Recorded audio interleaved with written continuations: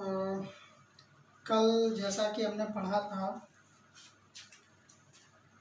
Electric field due to dipole के बारे में भी पढ़ा था, और वर्क डन, हमें कितना वर्क डन करना पड़ेगा जब किसी यूनिफॉर्म इलेक्ट्रिक फील्ड में किसी डाइपोल को रख दें, उसको रोटेट कराने में 90 डिग्री एंगल पे या किसी भी अनदर एंगल पे PE1 minus cos theta work done का फार्मूला निकला था जनरल। ठीक है, तो यहाँ पे ये जो बात है थोड़ा सा हम ये भी देख लेते हैं कि एनर्जी इन डाइपोल कितना होता है, डाइपोल के पास एनर्जी होती है या नहीं होती है, और अगर होती है तो कितनी होती है, इस पर भी बात करेंगे। ठीक है, तो देखिए इनिशियली अगर हम बात करें कि यहाँ पे माइनस क्यू चार्ज और यहाँ पे प्लस क्यू चार्ज है, ठीक है, जो कि एक दूसरे से 12 लेंथ पे सेपरेटेड होते हैं। इनिशियली डाइपोल के पास एनर्जी ये आती कहाँ से है, तो बात करें कि यहाँ पे हमने पहले प्लस क्यू चार्ज लाया होगा देन माइनस क्यू चार्ज, या पहले minus Q charge then plus Q charge. हम यहाँ पे सपोज करके चल रहे हैं कि पहले प्लस क्यू चार्ज को लाया गया होगा, after that minus Q charge को यहाँ पे लाके रख दिया गया होगा। तो यानी कि अगर हम किसी चार्ज बॉडी को लेकर आएंगे तो हमें कुछ ना कुछ अपनी एनर्जी को वेस्ट हम खुद करेंगे या हम खुद वर्क डन करेंगे, और वो work done in the form of potential energy के फॉर्म में स्टोर हो जाती है। जैसा कि आपने ग्रेविटेशनल चैप्टर में पढ़ा था, जब किसी मास को, जब किसी ऑब्जेक्ट को किसी एक पॉइंट से दूसरे पॉइंट पे शिफ्ट किया जाता है तो हम जो वर्क डन करते हैं तो वही work done in the form of energy के फॉर्म में स्टोर हो जाती है। ठीक है ना, in the form of potential energy के फॉर्म में स्टोर हो जाती है। सपोज करिए कि आपने अपने रूम में किसी स्टोन को नीचे से उठाया, फ्लोर पर से उठाया और उसको ले जाके कहीं ऊपर रख दिया, तो अगर वो फ्लोर पे नीचे फिर से गिरेगा तो कुछ ना कुछ वेलोसिटी के साथ आएगा, यानी कि उसके पास क्या आ चुकी है, एनर्जी आ चुकी है। ठीक है ना, एनर्जी होने की वजह से ही, सपोज करिए फ्लोर ग्लास का बना हुआ है तो वो ग्लास को तोड़ देगा, तो उसके पास ये एनर्जी कहाँ से आती है, उसके पास ये एनर्जी, हम जो वर्क डन करते हैं तो वर्क डन हमने जो किया वो in the form of potential energy के फॉर्म में स्टोर हो गया वहाँ पे। ठीक है, तो वैसे ही हम बात करें जनरली कि स्टार्टिंग में इस डाइपोल के पास शुरुआत अगर करें तो जीरो एनर्जी से हम लोग स्टार्ट करेंगे। ठीक है ना, जीरो एनर्जी से, कि इस डाइपोल के पास जीरो एनर्जी कब थी, या फिर इस प्लस क्यू चार्ज को हम कहाँ से ले आए, कहाँ से इसको ले आए कि यहाँ पे रख दें और इसके पास कुछ ना कुछ एनर्जी स्टोर हो जाए। ठीक है ना, हम यहाँ से लाए, कहीं से भी ला सकते हैं। ठीक है ना, बट बेसिकली हम बात करें तो हम वहाँ से उसको लाएंगे जहाँ पे in the absence of electric field, electric field absence हो, इलेक्ट्रिक फील्ड प्रेजेंट ना हो। तो इलेक्ट्रिक फील्ड प्रेजेंट कहाँ नहीं होता है, तो हमने आपको बताया था कि इलेक्ट्रिक फील्ड प्रेजेंट इनफाइनाइट पे नहीं होता है। ठीक है ना, तो इनफाइनाइट पे, क्योंकि आप सभी को पता है कि E इज इक्वल टू के क्यू अपॉन आर स्क्वायर होता है। अगर आर वेरी लार्ज हो जाए, बहुत ज़्यादा ग्रेटर हो जाए, तो क्या होगा, इलेक्ट्रिक फील्ड जीरो हो जाएगा, और आर, इलेक्ट्रिक फील्ड जीरो कब होगा, जब आर की वैल्यू क्या हो जाएगी, इनफाइनाइट हो जाएगी। तो हमने सपोज किया कि इनफाइनाइट पे इलेक्ट्रिक फील्ड क्या होगा, जीरो, और अगर इलेक्ट्रिक फील्ड जीरो होगा, ठीक है ना, तो ये प्लस क्यू चार्ज को अगर हम इनफाइनाइट पे रखते हैं तो इस पर फोर्स भी एट दैट टाइम फोर्स भी जीरो लग रहा होगा, क्योंकि force equals to Q into E होता है। ठीक है ना, electric field zero then force is also zero, यानी कि इनफाइनाइट पे इलेक्ट्रिक फील्ड भी जीरो होता है, फोर्स भी जीरो होता है इस प्लस क्यू चार्ज को जब हम इनफाइनाइट पे रखेंगे। तो अब इनफाइनाइट से हम लेकर आना इसको शुरू करते हैं। ठीक है ना, स्टार्ट करते हैं। इनफाइनाइट से जैसे जैसे हम लेकर आएंगे इस चार्ज को, प्लस क्यू चार्ज को इनफाइनाइट से जैसे जैसे लेकर आएंगे तो हमें कुछ ना कुछ वर्क डन करना होगा, और वही वर्क डन किस फॉर्म में स्टोर हो जाएगी, in the form of potential energy के फॉर्म में स्टोर हो जाएगी। देखिए गाना बज रहा है। ठीक है ना, in the form of potential energy के फॉर्म में स्टोर हो जाएगी। देखिए, तो इस चार्ज को हम यहाँ से लेकर यहाँ, एक्चुअल में मोदी साहब ने ये बताया है कि शायद किसी लोगों को पता चला है कि अगले संडे को शायद गाना वाना बजवाने वाले हैं, तो लोग इसी की प्रैक्टिस कर रहे हैं। ठीक है ना, वही देखिए क्या होता है, इसीलिए आजकल बहुत ज़्यादा गाना वाना बज रहा है। तो देखिए प्लस क्यू चार्ज को हम यहाँ से पॉइंट बी पर लेकर आते हैं, तो पॉइंट बी पर लाने पे हमें कुछ ना कुछ वर्क डन करना पड़ेगा, और वो वर्क डन किस फॉर्म में स्टोर हो जाएगा, in the form of potential energy, let's suppose U1। और हाँ, एक और कंडीशन है कि यहाँ से पॉइंट चार्ज को स्लोली लेकर आना है, ठीक है ना, बहुत ज़्यादा स्पीड में नहीं लेकर आना है, क्योंकि वेलोसिटी में अगर चेंजेस होंगे तो एक्सेलरेशन क्रिएट होने लगेगा, जो कि वेरी डिफिकल्ट हो जाएगा, ठीक है ना। तो कैलकुलेट हम सिर्फ इसको स्लोली मोशन में लेकर आते हैं, इनफाइनाइट से प्लस क्यू चार्ज पे लाके रख दिया, या आप ये कहें कि पॉइंट बी पे रख दिया, ठीक है ना। कहाँ पे रख दिया, पॉइंट बी पे रख दिया। अब पॉइंट बी पे रख दिया तो इसमें पोटेंशियल एनर्जी कितना स्टोर हो चुका है, U1, ठीक है ना। पोटेंशियल एनर्जी कितना स्टोर हो चुका है, U1। अब देखिए, अब यहाँ से माइनस क्यू चार्ज को अब लाते हैं, ठीक है ना, फिर से इनफाइनाइट से ही माइनस क्यू चार्ज को भी लाते हैं। इनफाइनाइट से जैसे ही माइनस क्यू चार्ज को लाएंगे, एक बात बताइए, ठीक है, अभी इसका इफेक्ट देखने को नहीं मिल रहा है, लेकिन जैसे जैसे हम इसके पास आते चले जाएंगे तो प्लस वाला माइनस वाले को अट्रैक्ट करने की कोशिश करेगा, प्लस वाला क्या करने की कोशिश करेगा, माइनस वाले को अट्रैक्ट करने की कोशिश करेगा, और माइनस वाले को अट्रैक्ट करने की कोशिश करेगा तो हमें एक फोर्स अपोजिट डायरेक्शन में लगा के, ये इधर खींच रहा है, ठीक है ना, तो यानी कि फोर्स हमें उधर अपोजिट डायरेक्शन में लगा के उसको मेंटेन करना पड़ेगा। तो हमने उसको मेंटेन किया फोर्स लगा के उधर, तो वर्क डन इक्वल्स टू क्या होता है, Fs cos थीटा। तो यानी कि डिस्प्लेसमेंट इस डायरेक्शन में और फोर्स इस डायरेक्शन में, दोनों के बीच एंगल कितना बन रहा है, 180 डिग्री। अब cos 180 की वैल्यू कितनी होती है, -1, ठीक है ना। तो W equals to Fs cos 180, तो cos 180 की वैल्यू -1। तो यानी कि हमें वर्क डन कैसा करना पड़ेगा, निगेटिव करना पड़ेगा, ठीक है ना, अपोजिट डायरेक्शन में करना पड़ेगा। यानी उस चार्ज पे जो वर्क डन हुआ, और ये हम जो वर्क डन कर रहे हैं वही एनर्जी के फॉर्म में स्टोर हो रहा है उस चार्ज के अंदर, ठीक है ना। तो ये वर्क डन निगेटिव होगा, यानी कि एनर्जी जो स्टोर होगी निगेटिव होगी, ठीक है ना, उस चार्ज में, ठीक है। तो हम इसको यहाँ तक ले आए, ठीक है ना, जैसे बी पॉइंट पे ले आए तो हम क्या देखते हैं कि इस पर हम वर्क डन प्लस U1 और इस पर वर्क डन माइनस U1, इसको भी U1 क्योंकि सेम डिस्टेंस से लेकर आ रहे हैं ना, तो इस पर भी कितना होगा U1, ये प्लस और ये माइनस। तो प्लस और माइनस दोनों एनर्जी इज स्केलर क्वांटिटी, ठीक है ना। तो energy scalar quantity, work done भी स्केलर क्वांटिटी, तो प्लस और माइनस मिलके एक दूसरे को क्या कर देंगे, कैंसिल आउट कर देंगे। तो यानी कि जब प्लस क्यू चार्ज को यहाँ पे ले आए तो हमें कुछ ना कुछ वर्क डन करना पड़ा था, माइनस क्यू चार्ज को भी यहाँ पे ले आए, कुछ ना कुछ वर्क डन करना पड़ा था। तो जैसे दोनों को ला के एक साथ रख देते तो अब देखते कि टोटल एनर्जी, अगर दोनों को टोटल एनर्जी ऐड करें तो प्लस U1 और माइनस U1। देखिए U1 एक सिंबल है पोटेंशियल एनर्जी का, ठीक है ना, यहाँ पे PE नहीं पढ़ना, हम लोग को पोटेंशियल एनर्जी को U से डिनोट करेंगे, ठीक है। किसी किसी बुक में पोटेंशियल PE से भी डिनोट किया जाता है, आप घबराइएगा नहीं। तो यहाँ पे देखिए टोटल एनर्जी यहाँ पे क्या हो जाएगा, 0। अब हमें क्या करना है कि इस बी पॉइंट से माइनस क्यू वाले चार्ज को, अभी माइनस क्यू चार्ज यहाँ पे नहीं है, ठीक है ना, बी पॉइंट से माइनस क्यू चार्ज को उठा के कहाँ पे लाना, ए पे लाना। बी पॉइंट से माइनस क्यू चार्ज को उठा के कहाँ पे लाना है, ए पॉइंट पे लाना है, ठीक है ना। तो हम इसको लेकर आते हैं, जब जैसे जैसे इसको लेकर आएंगे, इनके बीच का टोटल डिस्टेंस कितना होता है, 12 होता है, टोटल लेंथ कितना होता है, 12, ठीक है। तो हमें कुछ ना कुछ और वर्क डन करना पड़ेगा, क्योंकि प्लस वाला इसको अट्रैक्ट कर रहा होगा, प्लस वाला इस डायरेक्शन में अट्रैक्ट कर रहा होगा, और हम क्या कर रहे होंगे, इस डायरेक्शन में इसको लेकर आ रहे होंगे। इस डायरेक्शन में लेकर अगर आ रहे होंगे तो वर्क डन इक्वल्स टू क्या हो जाएगा आपका, फोर्स इंटू डिस्प्लेसमेंट।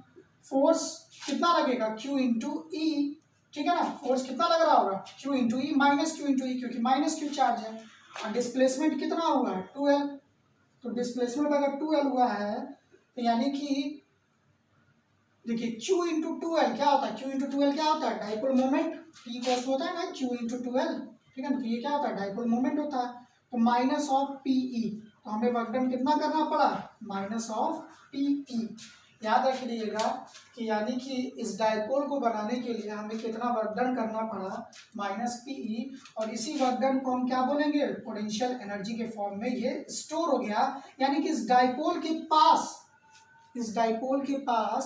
कितनी एनर्जी है, माइनस ऑफ PE। इस डाइपोल के पास कितनी एनर्जी है, माइनस ऑफ PE। तो देखिए थोड़ा सा इसको हम लोग समझते हैं। पहले हमने क्या लिखा, एट इन्फिनिटी इलेक्ट्रिक फील्ड 0, और वहां पे फोर्स भी चार्ज पे क्या लग रहा होगा, 0, क्योंकि इलेक्ट्रिक फील्ड 0 तो फोर्स भी कितना लग रहा होगा, 0।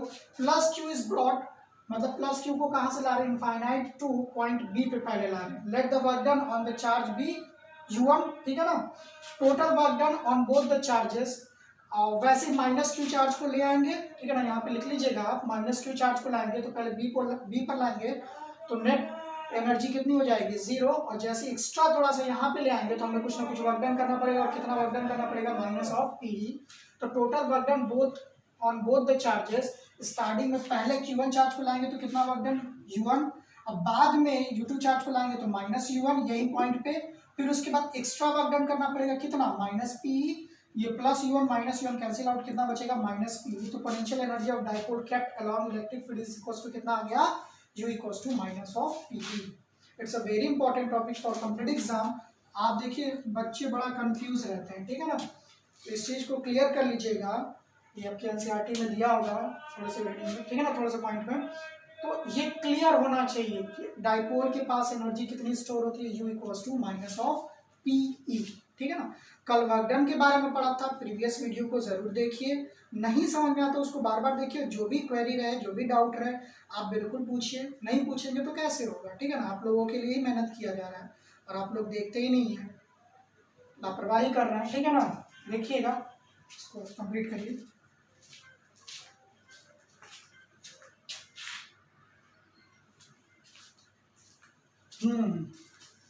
हाँ देखिए, ये वाला एक क्वेश्चन था, ठीक है ना, क्वेश्चन का इसको टॉपिक की तरह ट्रीट करेंगे, ठीक है। Electric field due to ring at axial point, एक रिंग है, ठीक है ना, रिंग आपने देखा ही होगा, ऐसा तो है नहीं कि नहीं देखा होगा, रिंग है और रिंग पे चार्जेस डिस्ट्रीब्यूटेड है, ठीक है ना। जब बहुत सारे बच्चों के मन में ये भी सवाल होगा कि क्यों प्लस प्लस चार्जेस डिस्ट्रीब्यूट कर रहे हैं, क्यों नहीं माइनस माइनस चार्ज डिस्ट्रीब्यूट कर रहे हैं, ठीक है ना, जरा सोचिएगा इस पर। सपोज मैंने क्या कहा कि ये रिंग है, रिंग पे चार्जेस डिस्ट्रीब्यूटेड है, plus plus plus charge distributed है, इस रिंग का रेडियस ए है, ठीक है ना, ये कोई पॉइंट पी है, इस पॉइंट पे पी जो कि सेंटर से इसका डिस्टेंस कितना एक्स है, ठीक है ना, और इस वाले डिस्टेंस को कितना मान लिया आर, तो आर की वैल्यू जो आपकी आएगी वो कितनी हो जाएगी, रूट ए स्क्वायर प्लस एक्स स्क्वायर, ठीक है, या इसको हम एक्स स्क्वायर प्लस ए स्क्वायर भी लिख सकते हैं, ठीक है ना, दोनों में कुछ भी लिखा जा सकता है। तो देखिए इस रिंग के थ्रू, पूरे रिंग के थ्रू इस पॉइंट पी पर इलेक्ट्रिक फील्ड कितना होगा, ठीक है ना, और इसके कुछ स्पेशल केसेस भी देखेंगे क्योंकि एग्जाम में आता है question without using Gauss law, ठीक है ना, बाद में देखेंगे गॉस लॉ की हेल्प से भी बहुत सारी linear charge distribution, surface charge, वो वहाँ पे देखेंगे, ठीक है ना। यहाँ पे ये अलग कैटेगरी का क्वेश्चन है, ये यहीं से ये क्वेश्चन पूछा जाता है कि electric field due to ring axial point, ठीक है ना, एक्सिस ऑफ लाइन भी बोलते हैं इसे। तो देखिए पॉइंट पी पे अगर हमें इलेक्ट्रिक फील्ड निकालना हो तो हमने बार बार हम आपको एक बात बताते हैं कि हमने अभी तक जो पढ़ा है, किसी भी पॉइंट के थ्रू इलेक्ट्रिक फील्ड निकालना हम जानते हैं E=KQ/R², कोई पॉइंट चार्जेस के लिए। अगर हमें सिस्टम ऑफ चार्जेस के लिए निकालना होता है हमें क्या करना पड़ता है, ओवरऑल इंटीग्रेट करना पड़ता है, ठीक है ना, एक छोटा सा लेंथ डीएल कंसीडर करना पड़ता है। देखिए बायो वाले बच्चों को बहुत दिक्कत होती है, स्पेशली फॉर बायो स्टूडेंट। यहाँ पे देखिए मैथमेटिक्स का एक छोटा सा टर्म आता है, बार बार आपको बताया जा रहा है कि डीएल लेंथ कंसीडर कर लीजिए और उसको इंटीग्रेट कर दीजिएगा, ठीक है। डीएल लेंथ हम कंसीडर कर रहे हैं और इसमें एक छोटा सा चार्ज डी क्यू कंसीडर कर रहे हैं, ठीक है ना। और आपको प्रीवियस वीडियो में ये भी बताया गया था कि यानी कि डीएल लेंथ है अगर तो लीनियर चार्ज डिस्ट्रीब्यूशन पढ़ाया गया था, लैम्डा, लैम्डा क्या होता है, linear charge distribution per unit length, क्या होता है, per unit length, unit length में कितना डिस्ट्रीब्यूशन होता है, लैम्डा। तो डीएल लेंथ में कितना चार्ज हो जाएगा, डी क्यू इक्वल्स टू कितना हो जाएगा, लैम्डा इंटू डीएल, ठीक है ना। डी क्यू चार्ज में कितना हो जाएगा, लैम्डा इंटू डीएल, ये टोटल चार्ज सिर्फ डीएल लेंथ में होगा। और टोटल चार्ज हम मान रहे कितना है, टोटल क्यू है, टोटल कितना है क्यू, और इस छोटे से लेंथ डीएल के थ्रू कितना है, डी क्यू, कितना है डी क्यू। बात देखिए आप प्रीवियस वीडियो को देखिए जहाँ पे ये डाउट हो रही है लैम्डा इंटू डीएल कैसे आया, क्योंकि लीनियर चार्ज डिस्ट्रीब्यूशन को उसके लेंथ से मल्टीप्लाई कर देंगे तो हमें पता चल जाएगा कि इसमें कितना चार्ज स्टोर है, ठीक है ना, छोटे से लेंथ डीएल में। तो हमने देखा छोटे से लेंथ डीएल में कितना चार्जेस स्टोर है, लैम्डा इंटू डीएल। हम इस पॉइंट, इस डीएल लेंथ के थ्रू इस पॉइंट पी पे इलेक्ट्रिक फील्ड निकालना चाहते हैं। आप एज ए रिंग कंसीडर करिए, रिंग के थ्रू किसी पॉइंट पे प्लस क्यू चार्ज है तो उससे इलेक्ट्रिक फील्ड क्या होगा, अवे होगा, उसकी तरफ तो होगा नहीं, प्लस क्यू चार्ज है तो उसके थ्रू इलेक्ट्रिक फील्ड क्या होगा, उससे अवे होगा। ठीक है ना। देखिए यहाँ पे भी कुछ क्वेश्चन का आंसर आपको मिल रहा है कि प्लस क्यू चार्ज लिया गया है, माइनस क्यू चार्ज लिया तो कितनी प्रॉब्लम होगी। तो यहाँ पे इसके थ्रू इलेक्ट्रिक फील्ड किस डायरेक्शन में होगा, ऐसे बाहर की ओर होगा। ठीक है ना। इलेक्ट्रिक फील्ड कैसे होगा, इस डायरेक्शन में होगा। तो अब बताइए यहाँ पे भी अगर हम डीएल लेंथ कंसीडर, पहले इसको देख लेते हैं। सपोज करिए हॉरिजॉन्टल से कितना एंगल बना रहा है, थीटा। इसके दो कंपोनेंट होंगे, एक होगा ई कॉस थीटा और एक क्या, सॉरी ये डीएल लेंथ है तो यहाँ पे इलेक्ट्रिक फील्ड भी क्या होगा, डीई होगा ना, छोटा सा इलेक्ट्रिक फील्ड। डीएल लेंथ है तो चार्ज भी डीक्यू और इलेक्ट्रिक फील्ड भी डीई। ठीक है ना। इस डी इलेक्ट्रिक फील्ड के थ्रू दो कंपोनेंट ब्रेक करते हैं, कॉस थीटा के डायरेक्शन में कॉस थीटा और थीटा के अपोजिट डायरेक्शन में साइन थीटा, तो डी साइन थीटा यहाँ पे हो जाएगा। अब आप एक बात बताइए, अगर यहाँ पे डीएल लेंथ कंसीडर किया जाए, यहाँ पे भी डीएल लेंथ कंसीडर किया जाए तो क्या होगा, इसके थ्रू भी ऐसे इलेक्ट्रिक फील्ड बाहर की ओर होगा डीई। ये भी अगर थीटा, ये भी थीटा एंगल पे होगा तो इसका भी कंपोनेंट कितना होगा, डी कॉस थीटा इसी डायरेक्शन में, और फिर क्या होगा डी साइन थीटा। तो आप एक बात बताइए, ये डी साइन थीटा और ये डी साइन थीटा एक दूसरे को मिलकर कैंसिल आउट कर देंगे। इन वाई कंपोनेंट में डी साइन थीटा और डी साइन थीटा एक दूसरे को क्या कर देंगे, कैंसिल आउट कर देंगे। और एक्स कंपोनेंट में क्या होगा, डी कॉस थीटा इसके थ्रू भी और डी कॉस थीटा इसके थ्रू भी। तो क्या two d cos theta consider कर ले, नहीं, क्योंकि यहाँ पे जितना होगा वही इतना यहाँ पे इसके थ्रू भी, इसके थ्रू भी, इसके थ्रू भी, इसके थ्रू भी, ऐसे ऐसे ऐसे चारों तरफ होगा। ठीक है ना। तो यानी कि सिर्फ हमें मैग्नीट्यूड कितना कंसीडर करना है इसमें, D cos theta. It's a very simple way. ठीक है ना। सिर्फ क्या कंसीडर करेंगे, डी कॉस थीटा, क्योंकि ये अपवर्ड डायरेक्शन में डी साइन थीटा, ये डाउनवर्ड डायरेक्शन में सामने भी हो सकता है, पीछे भी हो सकता है, ऐसे भी हो सकता है, ऐसे, तो सारे एक दूसरे को मिलकर तो कैंसिल आउट कर देंगे। बट ये वाला एक्स कंपोनेंट वाला क्या हो जाएगा, एडअप हो जाएगा। इसी को हम निकालना चाहते हैं। तो देखिए electric field due to at dl length कितना होगा, डीएल लेंथ के थ्रू इलेक्ट्रिक फील्ड कितना होगा, d equals to 1/4 pi epsilon naught d q upon r square. ठीक है, डी क्यू लगा रहे हैं, क्यू अपॉन आर स्क्वायर होता है ना, तो डी क्यू लेंथ के डी क्यू चार्ज के थ्रू कितना होगा, डी क्यू अपॉन में r square. D equals to 1/4 pi epsilon naught, और डी क्यू के यहाँ पे क्या लिख सकते हैं, लैम्डा इंटू डी एल।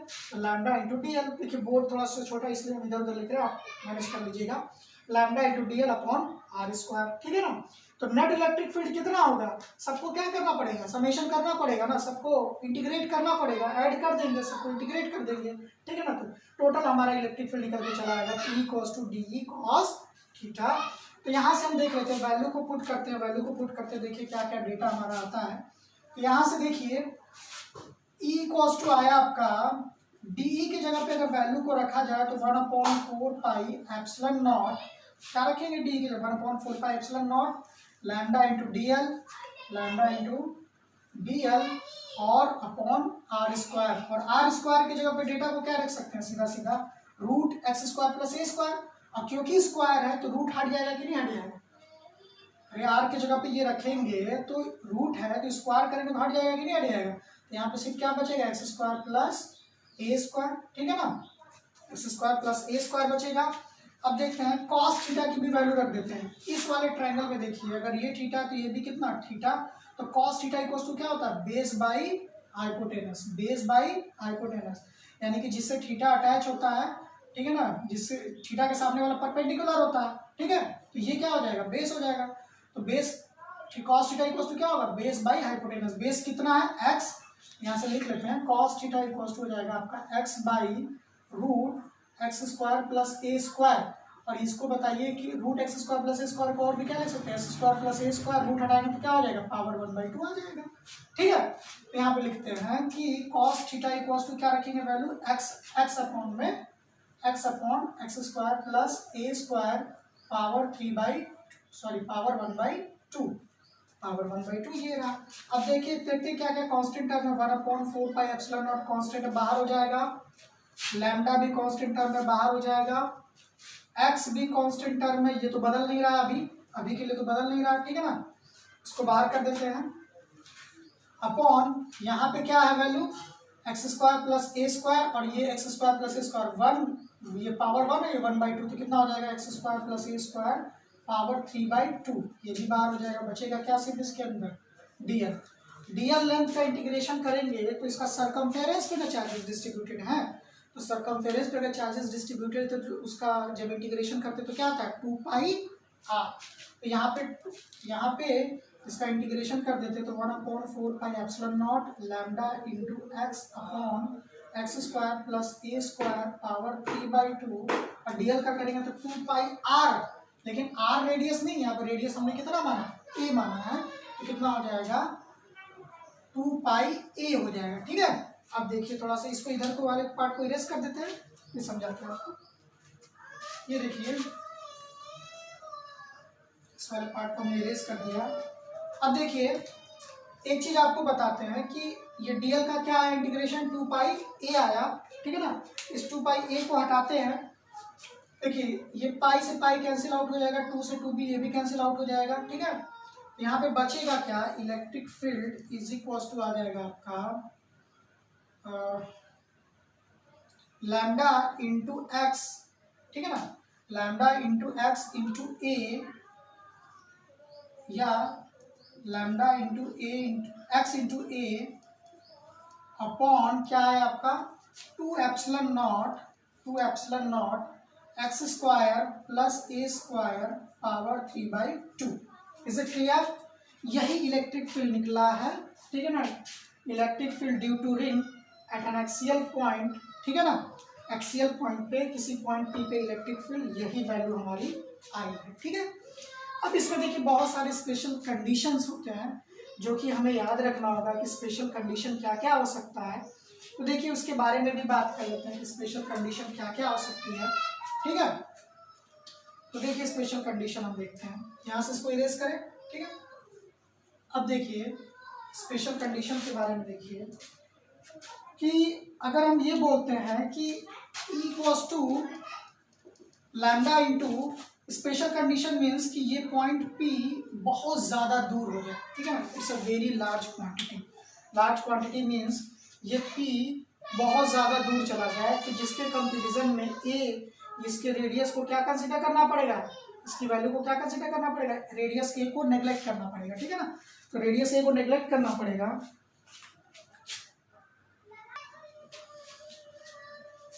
हाँ देखिए हमें क्या कंसिडर करना पड़ेगा कि स्पेशल केस इसका देख लेते हैं, क्या देख लेते हैं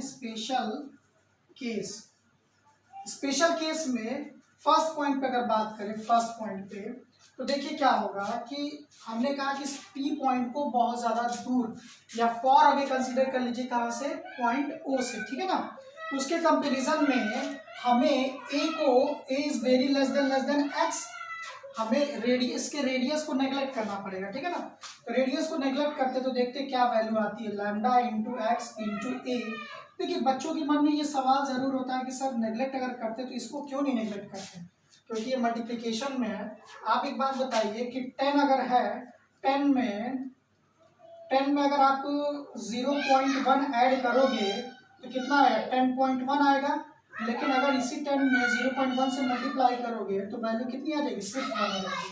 तो मल्टीप्लिकेशन फैक्टर क्या करता है, वैल्यू को देखिए डिक्रीज कर रहा है, यानी कि इसको हम नेग्लेक्ट नहीं कर सकते, जबकि एडिशन वाले को नेग्लेक्ट कर सकते क्योंकि इसमें ऐड करने से कोई फर्क नहीं पड़ेगा, बट मल्टीप्लाई करने से बहुत ज़्यादा फर्क पड़ता है। ठीक है, तो जो आपके मन में डाउट रहेगा कि ये मल्टीप्लिकेशन वाला क्यों नहीं हम लोग नेग्लेक्ट करते, पता चला क्योंकि उसमें मल्टीप्लाई करने पे वैल्यू बहुत ज़्यादा डिफरेंस देखने को मिलता है, और ऐड या सब्ट्रैक्ट करने से इसमें कोई बहुत ज़्यादा डिफरेंस देखने को नहीं मिलता है, इस वजह से उसको हम लोग क्या कर देते हैं, नेग्लेक्ट कर देते हैं। क्लियर? अब देखिए तो हम यहाँ वाले ए को तो ऐसे नेग्लेक्ट नहीं करेंगे, ठीक है ना, यहाँ पे 2 एप्सिलॉन नॉट, यहाँ पे ए को नेग्लेक्ट कर देते तो a very small x square की पावर 3/2, तो 2 से 2 कैंसिल आउट, तो कितना हो जाएगा एक्स के पावर 3। अब देखिए यहाँ से एक्स ये भी कैंसिल आउट, ठीक है, इलेक्ट्रिक फील्ड की वैल्यू कितनी आ गई, lambda into A upon 2 epsilon not. एक काम करते हैं, 2 पाई से ऊपर मल्टीप्लाई कर देते हैं और 2 पाई से नीचे भी मल्टीप्लाई कर देते हैं, ठीक है ना। तो देखिए यहाँ पे क्या वैल्यू बन के आएगी, लैम्डा इंटू 2 पाई ए ऊपर बन के चला आएगा और 2 4 पाई एप्सिलॉन नॉट, और यहाँ पे 1/x स्क्वायर तो बचे ही था, ठीक है ना, कितना हो जाएगा एक्स स्क्वायर। अब एक बात बताइए, लैम्डा इंटू 2 पाई ए को, लैम्डा पूरा चार्ज डिस्ट्रीब्यूशन है, और 2 पाई ए टोटल लेंथ में मल्टीप्लाई करेंगे तो टोटल चार्ज कितना देगा, क्यू, कितना देगा टोटल चार्ज क्यू, तो क्यू अपॉन एक्स स्क्वायर। ये देखिए बिल्कुल एक नई चीज़ है, ठीक है ना, इसको ज़रा ध्यान से समझिएगा। नई नहीं है, पुरानी है, ठीक है ना, हम लोग जो पढ़ते चले आ रहे थे। ये लैम्डा इंटू 2 पाई, ये समझ में आया क्यों क्यू लिखा हमने, क्योंकि लैम्डा लीनियर चार्ज डिस्ट्रीब्यूशन है, उसमें टोटल लेंथ से मल्टीप्लाई कर देंगे तो टोटल चार्ज पता चल जाएगा कितना है। तो टोटल चार्ज क्यू है, अब 1/4πε0 इंटू एक्स स्क्वायर। ये नजर आ रहा है आपको, ये पुरानी वाली value, electric field due two point charges. Electric field due two point charges क्या होता है, 1/4πε0 क्यू अपॉन आर स्क्वायर। तो होता क्या है कि इस पूरे को अगर हम ये पॉइंट बहुत ज़्यादा दूर चला जाए तो इस पूरे को हमें क्या कंसिडर करना पड़ेगा, पॉइंट चार्ज की तरह ट्रीट करना पड़ेगा, इसकी तरह ट्रीट करना पड़ेगा, पॉइंट चार्जेस की तरह ट्रीट करना पड़ेगा, ठीक है। तो देखिए इसको ज़्यादा समझिएगा, एग्जाम में क्वेश्चन आता है, ये स्पेशल केस है, ठीक है ना। इलेक्ट्रिक फील्ड को कैसे हम लोग पॉइंट चार्जेस, सारे चार्जेस को कैसे पॉइंट चार्जेस की तरह ट्रीट कर सकते हैं अगर ये बहुत ज़्यादा दूर हो जाए, ठीक है ना। P at A is very less than X, ठीक है ना। अगर क्या हो कि ये P पॉइंट यहाँ पे आ रहा है, आप सोचिएगा जरा, आपको थोड़ा सा हिंट दे दे रहा है, ठीक है ना। क्या हो अगर ये P पॉइंट एकदम सेंटर के पास आ जाए और वहाँ पे हमसे कोई पूछे इलेक्ट्रिक फील्ड निकालने के लिए, तो देखिए इलेक्ट्रिक फील्ड निकालने के लिए जब P बहुत ज़्यादा क्लोज आ जाएगा, इस केस में देखिए X क्या हो जाएगा, वेरी स्मॉल, X क्या हो जाएगा, very very small, means zero हो जाएगा। और अगर हम इसमें जीरो से मल्टीप्लाई करेंगे तो टोटल इलेक्ट्रिक फील्ड की वैल्यू कितनी आ जाएगी, ये सेकंड पॉइंट है, इलेक्ट्रिक फील्ड की वैल्यू कितनी आ जाएगी इसमें, देखिए एक्स, ये पॉइंट एकदम यहाँ सेंटर पे आ जाए, मीन्स जीरो हो जाए, तो जीरो का मल्टीप्लाई इसमें करेंगे तो टोटल तो ये वैल्यू जीरो दे देगा, यानी इलेक्ट्रिक फील्ड क्या आएगा, सेंटर पे जीरो। हमने पढ़ा भी कि कोई भी कंडक्टर अगर सर्विस चार्जेस बाहर डिस्ट्रीब्यूटेड है तो सेंटर पे इलेक्ट्रिक फील्ड या इसके अंदर इलेक्ट्रिक फील्ड क्या होता है, जीरो होता है। देखिए इलेक्ट्रिक फील्ड जीरो, ठीक है ना। अब आज ही कोशिश करेंगे कि आपको इलेक्ट्रिक फ्लक्स के बारे में बताया जाए और गॉस थ्योरम के बारे में भी आज ही बताया जाए, ठीक है ना, क्योंकि गॉस लॉ का एप्लीकेशन उसके बाद पढ़ना है और ये चैप्टर अप्रॉक्स फिनिश हो जाएगा। बट अभी बहुत इसमें मेहनत करने की ज़रूरत है, 4-5 क्लासेस और इसमें चलेगी, न्यूमेरिकल भी चलेगा, ठीक है। बट आज आपको 1.124 तक न्यूमेरिकल लगाना, एक्सरसाइज के जितने सारे न्यूमेरिकल है सारे लगा डालिएगा कुछ, क्योंकि शाम तक 3 या 4 बजे तक हम क्लियर कर देंगे कि गॉस लॉ क्या होता है और उससे रिलेटेड टर्म्स क्या होते हैं जिसपे आप न्यूमेरिकल लगा सकते हैं। इलेक्ट्रिक फ्लक्स समझना है, पर उससे पहले इलेक्ट्रिक फ्लक्स समझेंगे देन गॉस लॉ, ठीक है। अभी के लिए इतना ही, ओके।